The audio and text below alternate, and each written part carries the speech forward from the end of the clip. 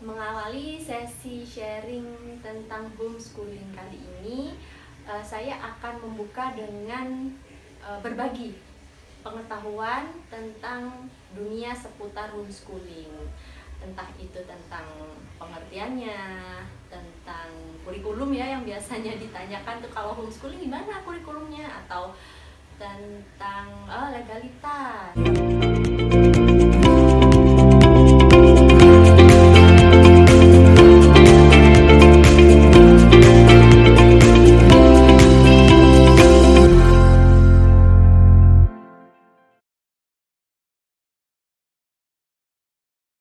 Biasanya yang paling unik itu pertanyaannya tentang gini, homeschoolingnya ikut di lembaga mana gitu, apakah memang homeschooling itu sebuah lembaga seperti persekolahan atau apa.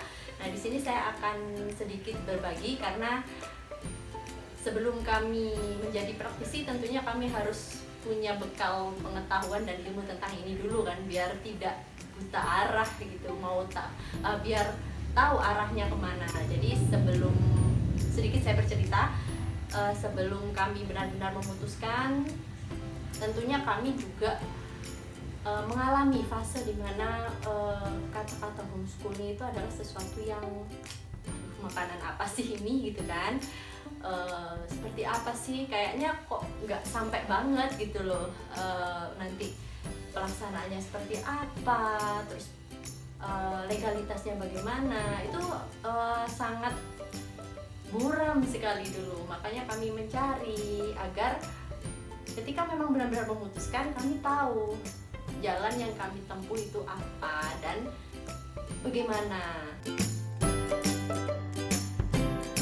Sekitar memulai benar-benar mendalami sekitar tahun 2014. Jadi waktu itu anak kami masih berusia menjelang 1 tahun sih ya, karena jujur sejak saya hamil itu benar-benar mencari, karena saya merasa bahwa tidak ada sekolah untuk orang tua, untuk jadi orang tua itu tidak ada sekolahnya begitu kan.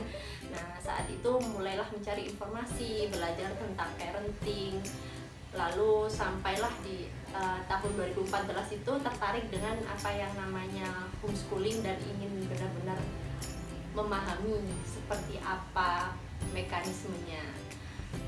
Bagi saya sebetulnya belajar tentang dunia pendidikan parenting untuk anak ini di masa setelah menikah itu sebenarnya terlambat juga gitu. Jadi untuk teman-teman atau para jomblowan-jomblowati, kalau ada yang menonton ya, sebelum benar-benar memutuskan menikah, alangkah lebih indah, lebih baiknya kalau disiapkan ilmunya dulu.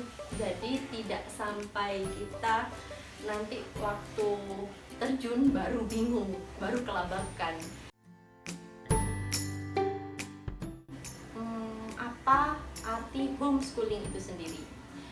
Homeschooling ya, harusnya dari kata-katanya itu sudah terlihat. Home itu artinya kan rumah, schooling itu sekolah. Jadi kalau kita artikan apa itu homeschooling adalah penyelenggaraan pendidikan yang dilaksanakan oleh keluarga. Apakah homeschooling itu sama dengan school at home? Jadi kalau sekarang teman-teman yang anaknya sudah masuk jenjang pendidikan formal, lalu karena ada pandemi ini harus belajar di rumah dengan tugas dari sekolah, mengikuti kurikulum di sekolah, dipindah ke rumah. Jadi intinya sekolahnya pindah ke rumah gitu kan, karena suatu kondisi ini tidak sama dengan apa yang dimaksud dengan homeschooling. Karena kalau dalam homeschooling sendiri pada praktiknya itu berbeda dengan memindahkan sekolah ke rumah. Jadi bagaimana ya, homeschooling itu orang tua benar-benar mengambil peran penuh dalam pendidikan, baik itu dalam keseharian ataupun dalam hal-hal yang arahnya ke akademis, dengan hal-hal berkaitan dengan pencarian bakat. Jadi maksudnya untuk perencanaannya pun itu orang tua mengambil peran penuh. Mungkin paling mudah kita membuat perumpamaan ya. Jadi kalau dibandingkan sekolah dengan homeschooling, itu ibaratnya seperti kalau pakaian. Nah, pakaian nih, kalau kita mau beli pakaian, kalau sekolah itu ibaratnya kita membeli baju di toko dengan merek atau brand tertentu. Jadi kita pilih brandnya, kita cari yang memang cocok modelnya, tapi modelnya itu memang sudah disediakan gitu. Kita ke toko itu kan udah desainnya itu sudah disediakan berbagai macam gitu kan. Tapi yang mendesain bukan kita. Mana yang kita tertarik, mana yang kita cocok, itu yang kita pilih dan kita beli.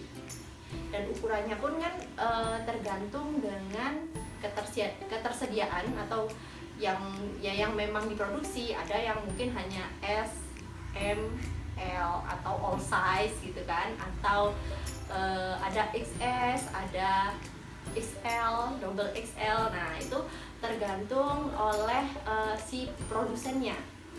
Berbeda dengan kalau kita buat baju, pesannya ke penjahit, kerennya apa ya, ke butik nih, ke butik. Kalau kita ke butik, kita bisa bahkan ikut dalam prosesnya, desainnya aja kita bisa kasih, oh saya pengen baju dengan desain seperti ini, ukurannya customize, mau panjangnya bahunya seberapa, terus habis itu lebarnya roknya ya misalkan seberapa. Itu tuh benar-benar customize sesuai ukuran badan kita, tidak hanya dikelompokkan berdasarkan S, M, L, dan XL lagi. Jadi lebih customize. Nah, itu ibaratnya. Selanjutnya ibarat yang lain, seperti bisa kita ibaratkan ketika kita beli makanan di restoran dengan membuat makanan sendiri. Jadi kalau sekolah itu seperti kita beli makan paket gitu ya di restoran, dengan kita membuat makanannya sendiri. Kalau kita ke restoran, kita kan sudah disediakan menunya. Jadi menunya memang sudah dibuat sedemikian rupa, bahannya itu sudah dari mereka, kita tinggal cari yang cocok dengan lidah kita beli, kita makan, kita lahap, habis sudah. Tapi kalau homeschooling ibaratnya kita membuat makanannya sendiri, mulai dari perencanaan, belanjanya seberapa banyak, terus rasanya juga cocoknya seperti apa, terus pengolahannya bagaimana, untuk masing-masing keluarga ini sebanyak apa, yang ini yang biasanya makannya sedikit, oh segini, yang ini banyak, oh biasanya porsinya segini, kalau di total berarti kita butuh sekian. Nah, itu tuh benar-benar perencanaannya dari kita sendiri. Nah, seperti itulah ibaratnya antara schooling dan homeschooling. Nah, jadi homeschooling ini benar-benar base-nya itu customize. Bahkan aliran homeschooling sendiri itu ada macam-macam. Jadi benar-benar kita sesuaikan dengan keluarga masing-masing, keunikan keluarga, kebutuhan keluarganya. Itu kenapa basicnya homeschooling itu memang keluarga sudah harus punya yang namanya misi keluarga, misi pendidikannya itu visinya mau dibawa kemana nih, pendidikan keluarga ini mau diarahkan kemana. Dan biasanya memang berbasis oleh minat atau bakat si anak masing-masing, ini arahnya kemana. Nah, jalur pendidikan secara umum pasti kita tahunya hanya ada satu ya. Secara umum sih biasanya orang-orang tuh ya yang namanya pendidikan ya sekolah gitu kan. Tapi sebenarnya itu bukan satu-satunya. Jalur pendidikan itu dibagi ada 3. Yang pertama itu adalah jalur formal, akademis ya. Ini biasanya yang masuk sekolah nanti outputnya adalah ijazah. Nah, biasanya jalur akademis ini itu dibutuhkan ketika memang kita kelak akan mengambil profesi yang dengan jenjang yang lebih tinggi dan memang dia fokusnya di formal, seperti menjadi peneliti, dosen, terus profesor. Nah, ini memang jalurnya ada di situ. Yang kedua adalah jalur entrepreneur. Nah, kalau jalur entrepreneur ini kan outputnya adalah produk gitu kan, sebuah usaha produk. Nah, untuk jalur yang ini pada kenyataannya memang di sini ijazah jadinya tidak terlalu relevan. Biasanya lebih relevan, biasanya ini dibutuhkan dari proses pemagangan, kursus seperti itu kan. Nah, di situ terus habis itu langsung praktek kerja. Nah, di sini yang lebih relevan untuk mendukung jalur entrepreneur. Dan yang ketiga adalah jalur profesi.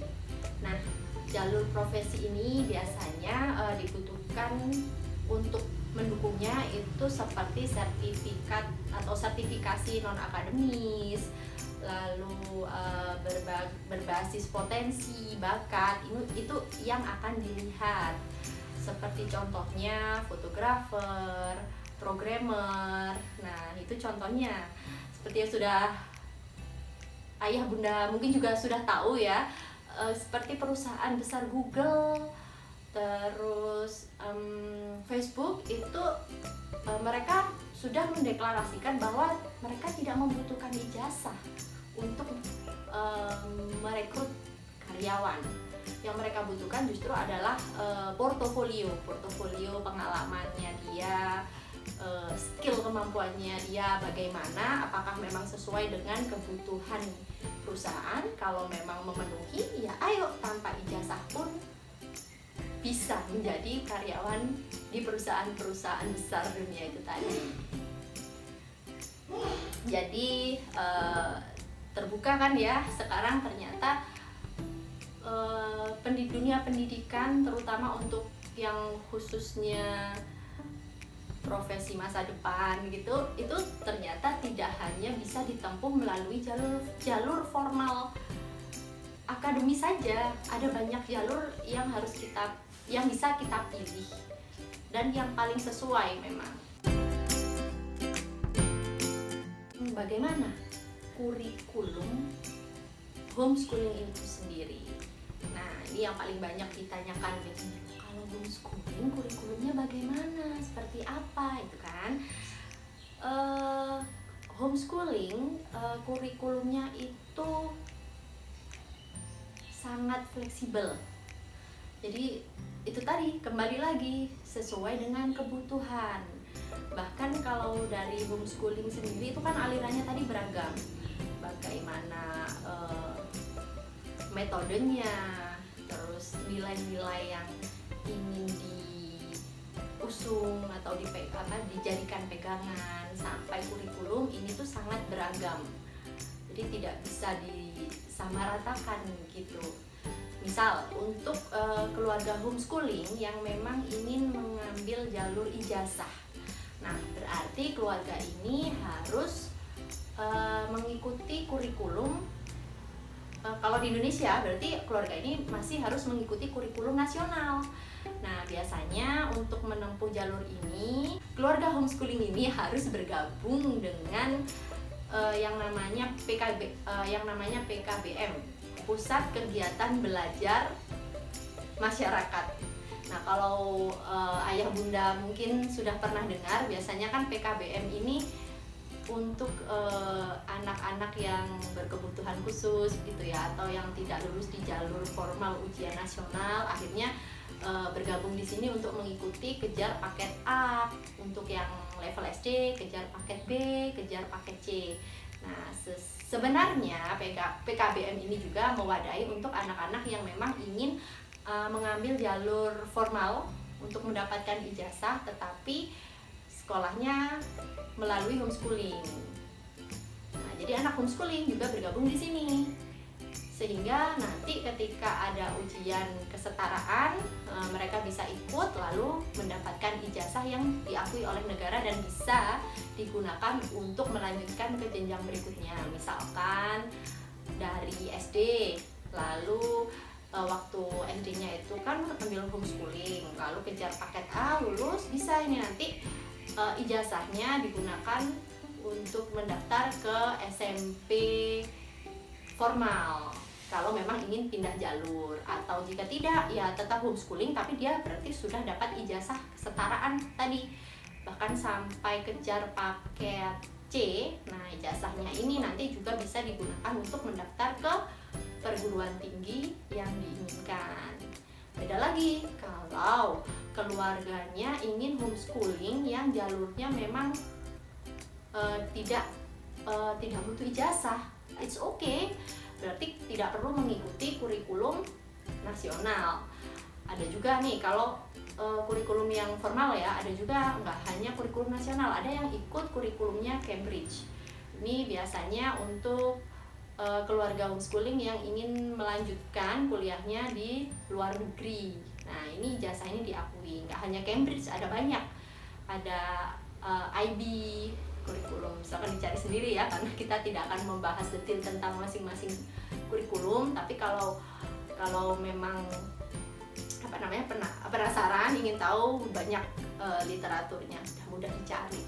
Intinya kalau dari keluarga kami dan kebanyakan keluarga homeschooling sih, kenapa kami memilih homeschooling? Yang pertama memang karena ingin itu belajar merdeka, dan yang kedua prinsipnya adalah belajar itu berdasarkan pada dua hal. Satu, butuh, karena dua, ingin. Jadi benar-benar relevan gitu kan, relevan dengan apa yang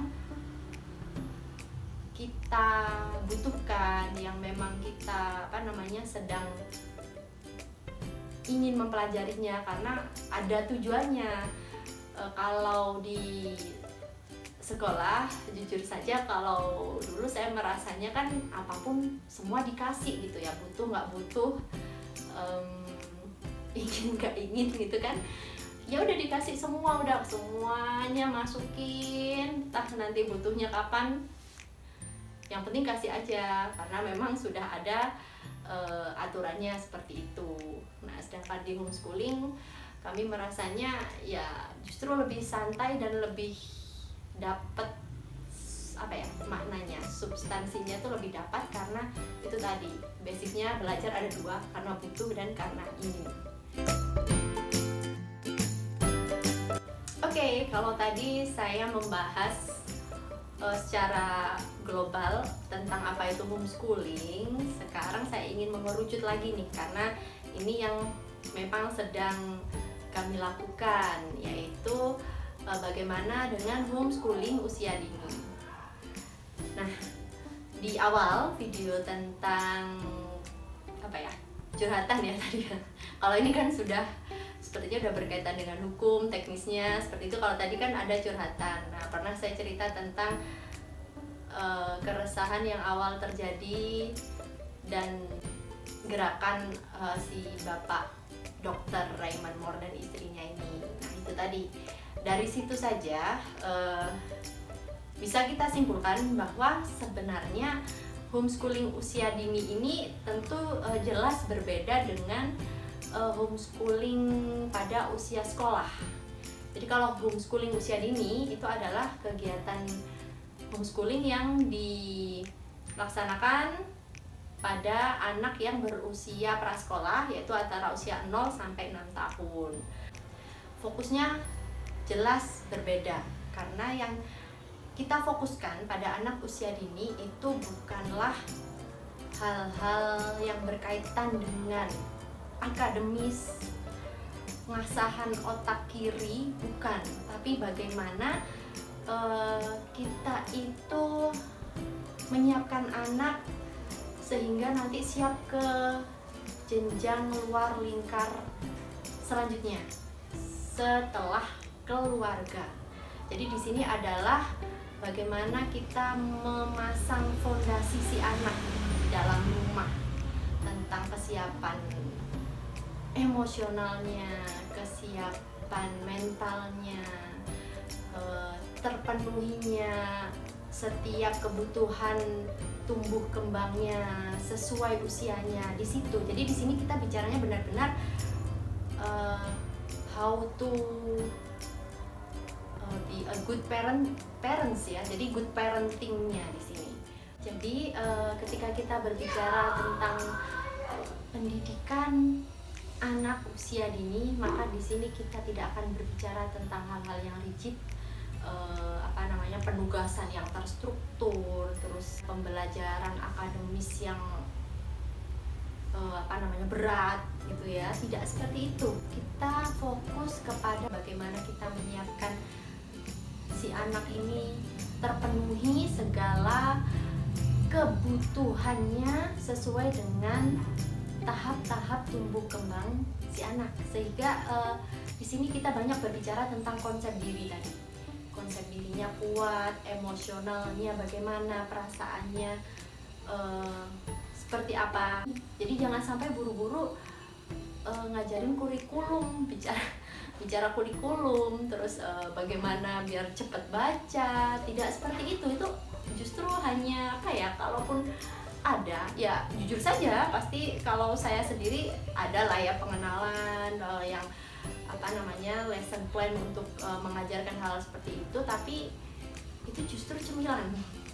Itu justru itu tadi harus berangkatnya dari butuh nggak dia, ingin nggak, tertarik nggak. Kalau memang dia ingin ya ayo, ketika nggak ya udah, tidak usah sampai ditarget gitu, apalagi sampai di drill itu udah keluar dari pakemnya homeschooling usia dini, pendidikan anak usia dini itu udah keluar. Saya jadi ingat, saya pernah menulis ya. Jadi dari mengamati aktivitas bersama anak, terus belajar bersama, terus saya melakukan sebuah refleksi gitu. Saya membayangkan kira-kira kalau anak usia, saat itu anak saya menulis itu anak usia 4 tahun. Tuh, ketika anak usia 4 tahun, ketika dia mengerti kurikulum gitu ya, lesson plan gitu, kalau dia ditanya, kira-kira dia butuh nggak sih?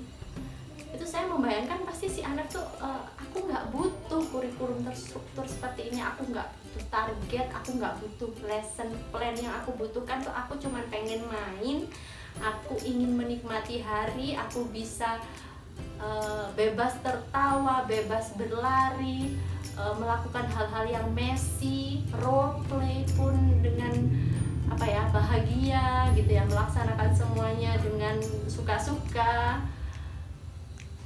Ya seperti itu.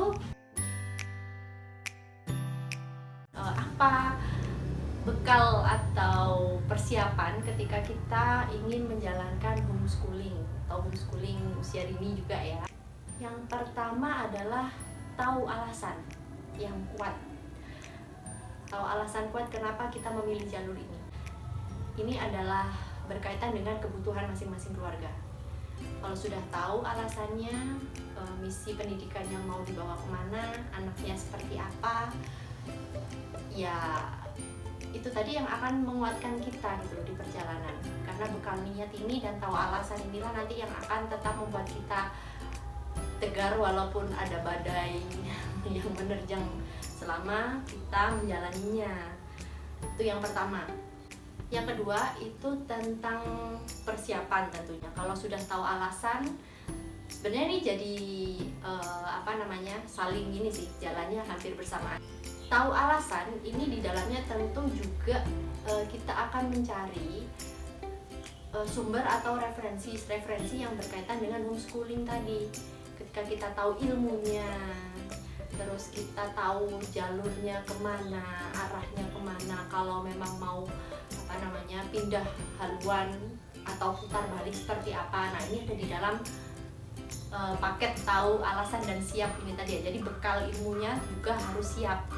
Jangan sampai asal-asalan ikutlah homeschooling tapi kita nggak punya alasan kuat, kita juga nggak ada bekal pengetahuan bagaimana jalurnya ini seperti apa, itu kan jadinya asal-asalan. Jadi memang diikuti dengan terus mencari ilmunya seperti apa, update-nya di dunia homeschooling itu seperti apa, itu terus diikuti.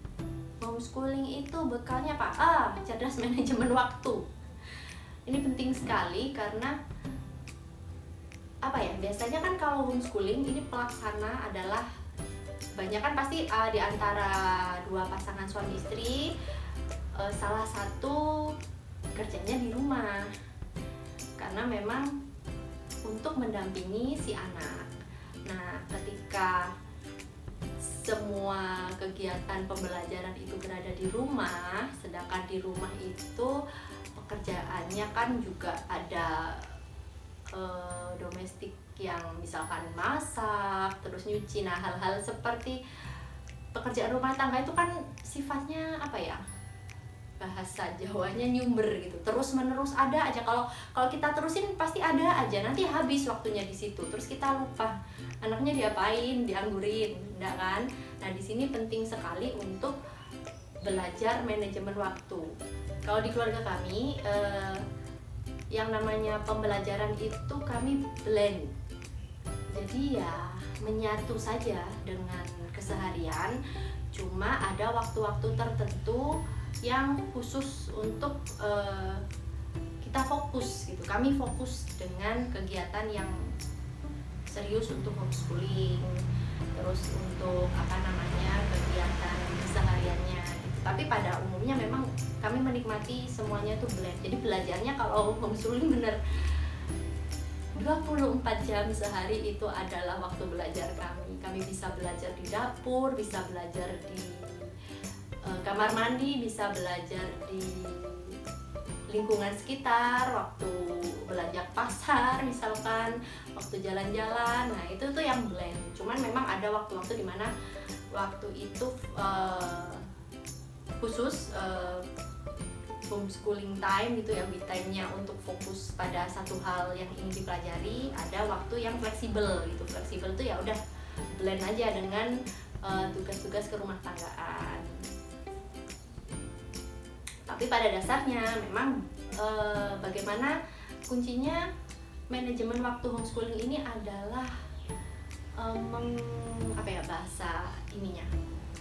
mengintegrasikan agar kegiatan homeschooling ini itu bisa seirama dengan kesibukan keseharian kita. Jadi kalau teman-teman biasanya melihat kami jalan-jalan, jongkok di pinggir jalan gitu ya, nggak jelas ngomong apa, terus habis itu gelundang-gelundung, ya memang seperti itu gitu.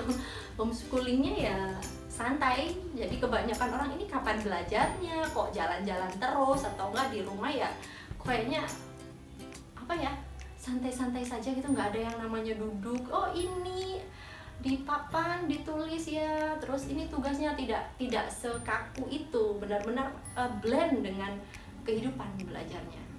Nggak kelihatan, jadi kayak kelihatannya nganggur aja ya. Anak homeschooling itu sebenarnya ya belajarnya langsung. Yang ketiga, bekal untuk memulai itu karena kami keluarga muslim, jadi panduan kami adalah Al-Quran dan As-Sunnah. Selama tidak menyalahi panduan tersebut, maka ayo jalan. Sedangkan yang lain, nah ini juga bisa jadi penyakit nih kalau kita tidak bisa menyikapinya dengan baik. Biasanya yang namanya aliran itu kan banyak metode, misalkan untuk anak usia dini aja ya ada, kita bisa ikut yang namanya metode Montessori atau Charles Manson, terus atau metode banyak lah ya, contoh-contoh metode. Terus aliran parenting sendiri itu juga banyak, katanya ahli parenting A seperti ini, kadang tuh beda, ahli parenting B beda lagi, jurus-jurusnya. Jadi hal-hal seperti itu cukup benar, memang kita harus mencari referensi, lalu jangan langsung kita praktekkan, kita telan mentah-mentah. Setelah didapat harus diolah lagi di dalam keluarga untuk mencari formula baru yang cocok dengan keluarga kita, agar tidak jadinya tidak tsunami informasi, terus jadinya terintimidasi atau enggak jadinya kemerungsung lagi gitu. Kalau semua dilahap mentah-mentah itu kita harus benar-benar mempelajari sampai ke dalamnya, mana yang cocok kita pakai, mana yang butuh penyesuaian, ayo disesuaikan, karena dasarnya keluarga itu unik. Dan yang penting panduannya itu tadi, cukup berpandu pada, kalau muslim itu Al-Quran dan As-Sunnah, selama tidak keluar dari itu, sisanya jadikan referensi untuk kita temukan formula baru yang cocok dengan keluarga. Hal yang paling penting lagi bekalnya adalah bonding. Bonding itu adalah sebuah ikatan dalam keluarga itu sendiri, antara suami dan istri, ibu ke anak, ayah ke anak, dan sebaliknya. Nah, ini penting sekali menjadi bekal untuk melaksanakan homeschooling dan pada umumnya home education gitu ya kan. Karena dari bonding inilah nanti yang akan kuat menali antar anggotanya, antar pelaksananya begitu. Nah, bagaimana cara menguatkan bonding? Banyak ngobrol bareng, main bareng, aktivitas, itu aja sih. Itu aja yang dibanyakin. Bahkan untuk yang mau memulai membuat misi keluarga, terus mau memulai menseriusi pendidikan, masuk dengan pendidikan anak-anak kita, tidak hanya sebagai pelaksana, itu dimulai saja dengan hal yang membahagiakan bersama. Nanti di situ ketika bonding sudah dapat, akan ada momen kita akan membahas hal lebih serius, itu santai dan enak. Sumber daya apa saja yang disiapkan? Kalau dari keluarga kami, sumber dayanya apa ya? Prinsipnya itu kami belajar, kami bertumbuh itu menggunakan apa yang ada, tidak memaksa ada dan tidak mengada-ada, itu aja.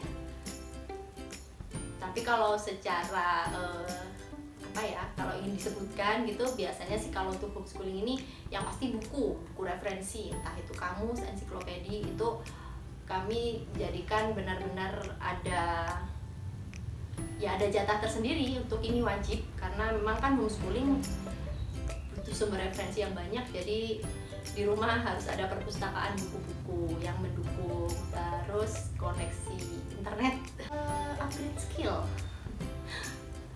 sumber dayanya orang tuanya ya, harus terus upgrade ilmu. Anaknya upgrade, orang tuanya upgrade, karena juga anak semakin usianya bertambah, nanti tantangannya juga akan bertambah. Terus ikut saja sih. Jadi prinsipnya semua belajar, tidak ada yang selalu orang tua jadi guru, tapi di sini semua guru, semua murid, bahkan orang tua itu kalau homeschooling banyak dapat pelajaran dari anak. Akan semakin banyak yang dapat kita ambil pelajaran itu justru dari anak-anak jadi guru kita gitu.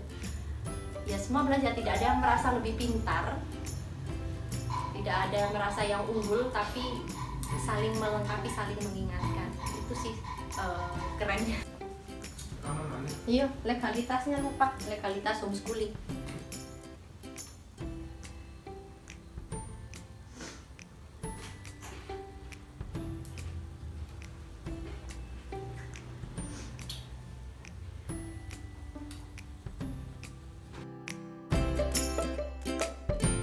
Oke, kita sekarang berbicara tentang legalitas pendidikan usia dini. Jadi ini kemarin ada teman saya yang bertanya, gimana ya kalau misalkan pada masa pandemi ini anak nggak jadi deh masuk ketika dulu gitu kan, karena pertimbangan kondisi saat ini, padahal sudah mendaftar, tapi gimana, bingung, nanti kalau masuk SD apakah nggak butuh nih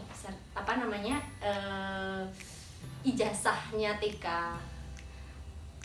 Jadi Bunda, kalau kita merujuk pada undang-undang negara, itu tertuang pada Undang-Undang Nomor 20 tahun 2003, Undang-Undang Sisdiknas. Jadi di situ dituliskan bahwa ijazah TK itu tidak menjadi persyaratan untuk mendaftar sekolah dasar. Kalau kemarin pun saya akhirnya mencari juga di peraturan PPDB tahun ini, tahun 2020, di situ pada pasal berapa ya, 7 ya, itu di ayat-ayatnya tidak ada yang menyebutkan bahwa ijazah TK itu sebagai syarat untuk masuk SD. Jadi seharusnya kalau ikut peraturan pemerintah yang namanya mendaftar SD itu tidak perlu yang namanya ijazah TK. Coba saya bacakan ya secara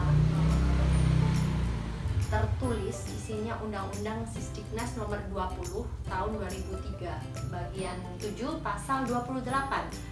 Pendidikan anak usia dini dapat diselenggarakan melalui jalur pendidikan formal, non-formal, dan atau informal. Nah, dari sini saja berarti jalur homeschooling tadi ataupun jalur yang non formal. Kalau formal kan biasanya TK, RA itu kan. Kalau yang non formal bisa kelompok belajar atau playgroup. Nah, seperti itu tuh non formal. Bahkan informal yang hanya di rumah bersama keluarga itu tuh sudah diakui oleh undang-undang. Sekian sharing tentang serba-serbi yang keluarga kami alami, jalani, pelajari yang berkaitan dengan dunia homeschooling anak, terkhusus sekarang yang sedang kami jalani, homeschooling anak usia dini. Semoga bisa menambah wawasan ayah bunda sekalian, dan tentu tidak menutup kemungkinan juga kami bisa beralih jalur ketika memang dibutuhkan dan sesuai dengan visi keluarga kami. Dan ini bukan sesuatu yang tabu harusnya, karena yang namanya sekolah, homeschooling, unschooling, namanya pendidikan yang jalur-jalur seperti itu adalah support system. Yang tetap kita ingat adalah bahwa pendidikan anak itu adalah tanggung jawab sepenuhnya orang tua yang mendapat mandat langsung dari Allah Subhanahu wa taala. Demikian, sampai jumpa di sharing vlog keluarga lain waktu, lain topik, insya Allah. Semoga ada hal-hal yang bisa kami bagikan kembali. Wassalamualaikum warahmatullahi wabarakatuh. Senja, mau ikut menyapa penutup? Oke. Jangan lupa subscribe, like di channel ini ya. Dadah. Dadah.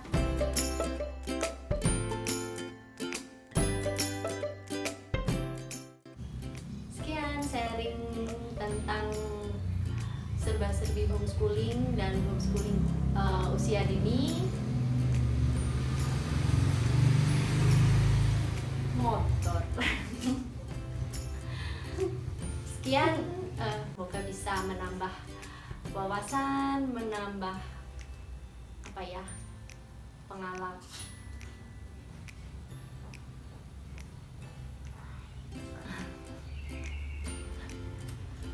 Oke, nanti Bunda panggil deh.